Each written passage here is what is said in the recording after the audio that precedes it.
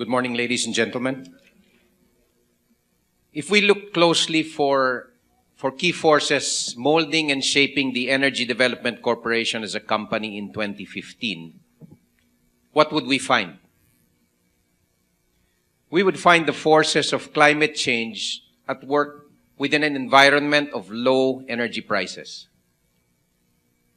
When Typhoon Yolanda hit in November 2013, much of what worked for the last 30 years was devastated by a force no one alive had ever experienced before.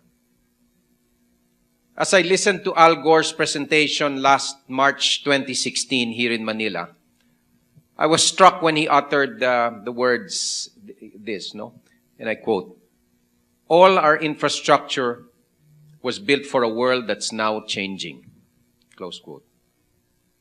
Now, immediately when he said that, images of our typhoon-damaged plants in Leyte sort of flooded my mind. And today, almost no one doubts that climate change is exacerbated by human activity. Global average temperatures are rising, and this is leading to more severe weather occurrences throughout the world. The year 2015 is now the hottest year on historical record globally, and it has edged out the previous record of 2014 by a wide margin, 0.16 degrees Celsius to be precise. 15 of the 16 hottest years on record globally have occurred after the year 2000. January 2016 was the hottest January on record, and February 2016 was the 372nd consecutive month with a global temperature above the 20th century average. March 2016 also holds the record of being the hottest March since the year 1880. That's 137 years. And the 11th consecutive month that the monthly global temperature has been broken. The longest such streak in the last 137 years. April, I think, is probably going to be the same, and maybe even May. So I will not be surprised if 2016 shatters the 2015's record as well. So the world is now 1 degree warmer than it was in pre-industrial times. The mean global temperature then was 13.7 degrees Celsius, which means we only have 0.5 to about 1 degree Celsius left to go before we exceed the Paris COP21 commitment of restraining the average global temperature rise to less than 2 degrees Celsius from what it was in pre-industrial times. Beyond this threshold, scientists acknowledge that the world becomes extremely dangerous for its inhabitants, and Yolanda will be nothing compared to what we will see then. Most of them agree that atmospheric concentration of carbon dioxide should not go beyond 450 parts per million. This year, or late last year, that figure already stood at 400 parts per million. And to be precise, I think there's a website that tracks it practically on a daily basis. The latest figure is already 407.57 ppm. And we're no longer likely to see it go below that in our lifetimes. The world has already used up 88% of that carbon budget.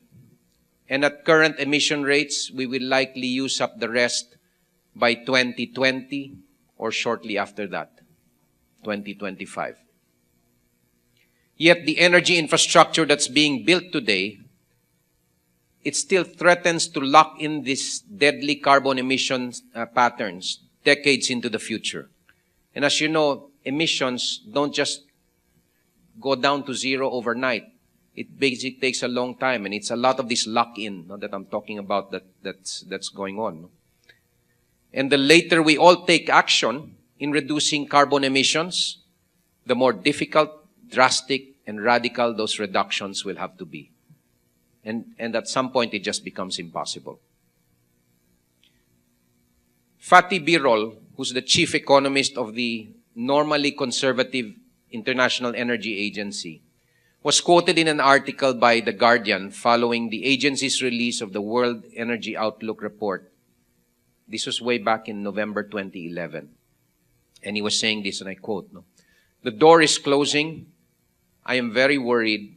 If we don't change direction now on how we use energy, we will end up beyond what scientists tell us is the minimum for safety. The door will be closed forever." The same article from The Guardian also continued with this, and I quote, "Yet despite intensifying warnings from scientists over the past 2 decades, the new infrastructure even now being built is constructed along the same lines as the old, which means that there is a lock-in effect. High carbon infrastructure built today or in the next 5 years will contribute as much to the stock of emissions in the atmosphere as previous generations." The lock-in effect is the single most important factor increasing the danger of runaway climate change. Close quote. What should be even more disturbing is that our country and millions of less fortunate Filipino families are bearing and will continue to bear a disproportionate share of the devastation being wrought on the planet by climate change. In a report by German Watch, which releases the Global Climate Risk Index yearly, the Philippines ranks as the #1 country experiencing weather-related disasters between 1995 to 2014. The Philippines actually recorded 337 events during this period. A distant second was Vietnam with 225, Bangladesh at 222. So we can see why it's no coincidence that 4 of the 5 most powerful typhoons and destructive typhoons to hit the country happened in the last 5 years. Indeed, climate change is a disruptive force on the environment that carries ripple effects on everything from public safety and infrastructure, food, water, and energy production, on controlling diseases and poverty alleviation, and really, life as we know it on our planet. If any country in the world has a stake in seeing global carbon emissions reduced, it's the Philippines, where millions more innocent lives will be destroyed if the march towards a warmer world cannot be stopped. We at EDC, having literally been at the center of events in 2013, witnessed firsthand the devastation and suffering wrought on so many lives in the days, months, and years following Yolanda. That experience will always be a force that quietly but intensely guides how we move forward as a company. In fact, over the last 15 years, our geothermal energy facilities incurred damage from extreme weather events totaling over 9 billion pesos. However, more than 85% of this number was incurred only in the last 5 years. As a result, insurance premiums climbed from just 243 million in 2011 to 682 million in 2015. Insurers are now beginning to see extreme weather events as an everyday risk. What has become clear to us is that weather patterns are no longer what they used to be. And EDC needs to quickly adapt to a changed planet.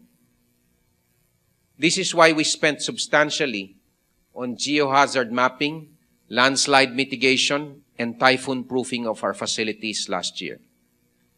This included working with suppliers on new designs for our structures and vital sections of our power plants, built now to withstand the 300 kph winds of the future. EDC also employed a team of more than a dozen dedicated and well-equipped disaster response professionals who are currently dispersed at our various plants.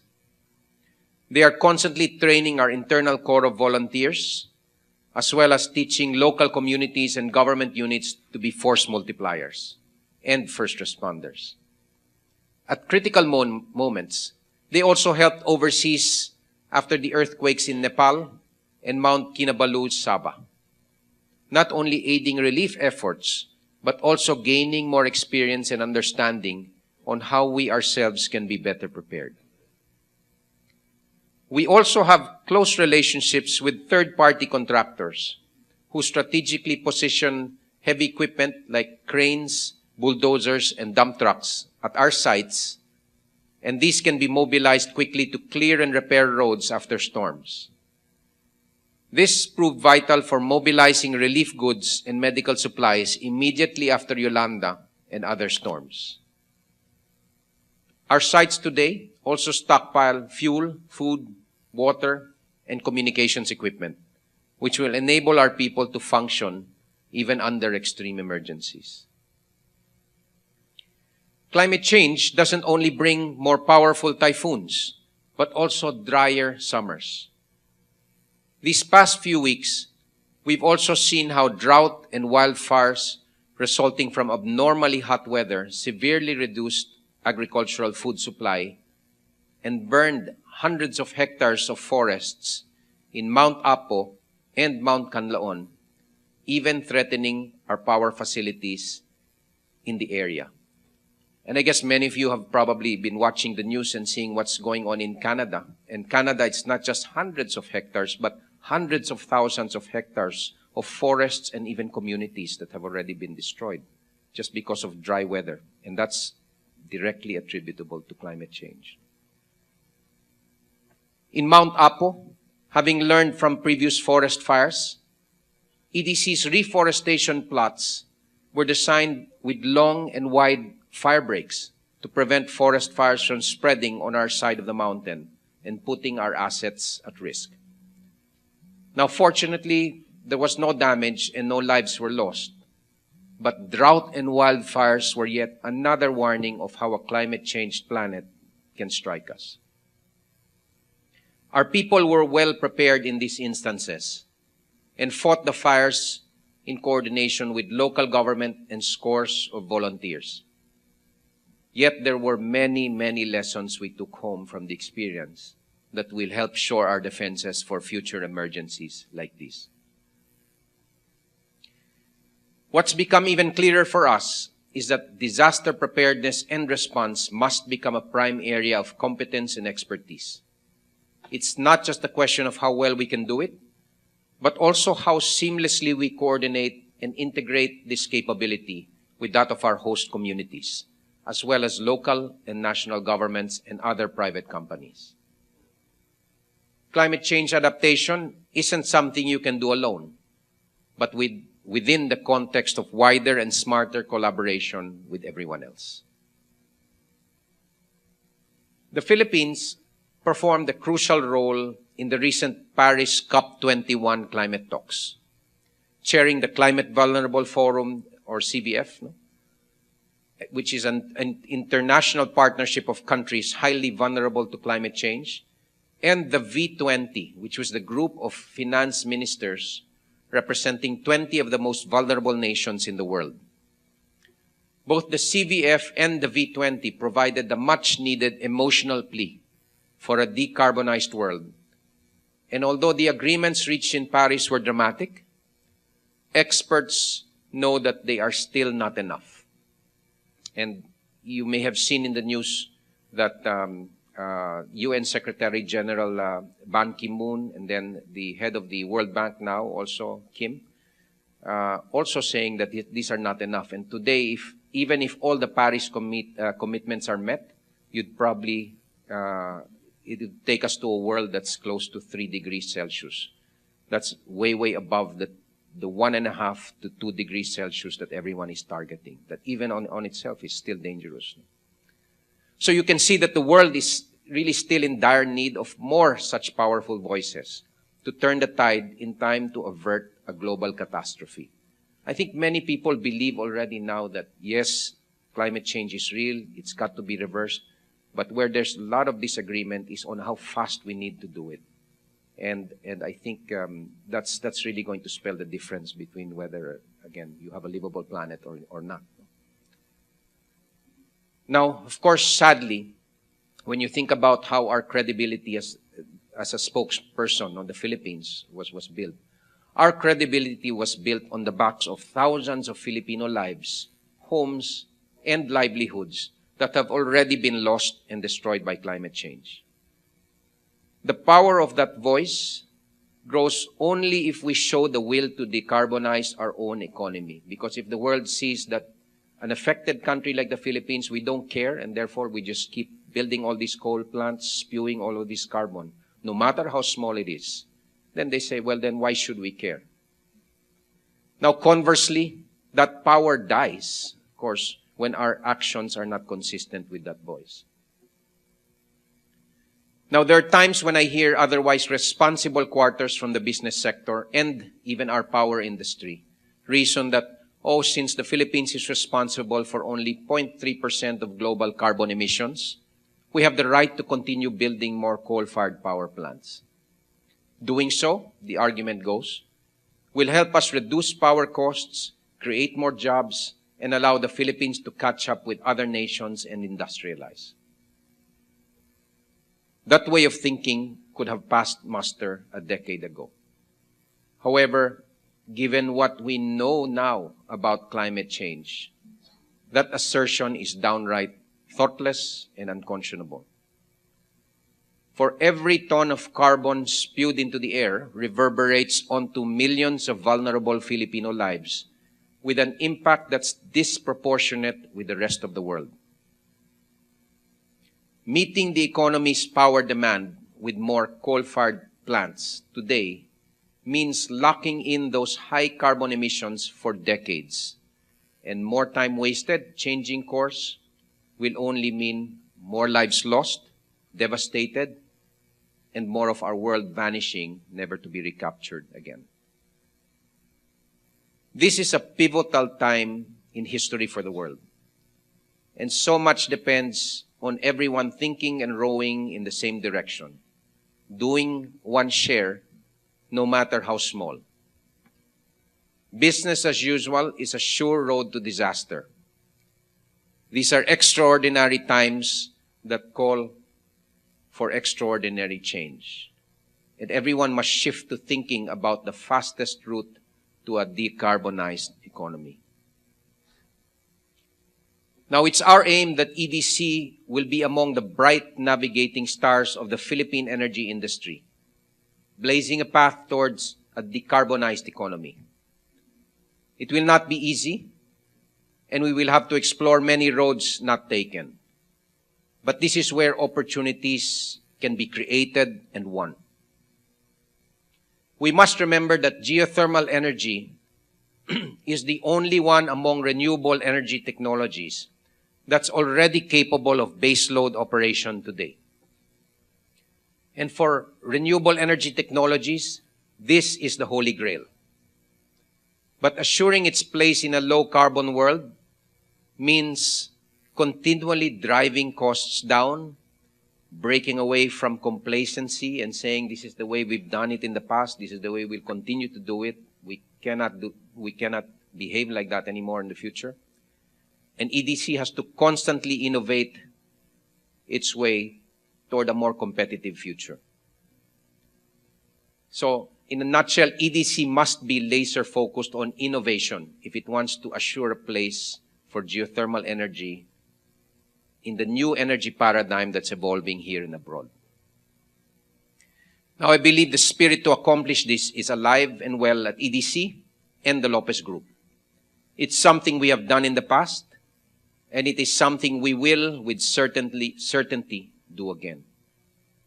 Times may be tough, but we're a company that shines when faced with a combination of adversity and purpose.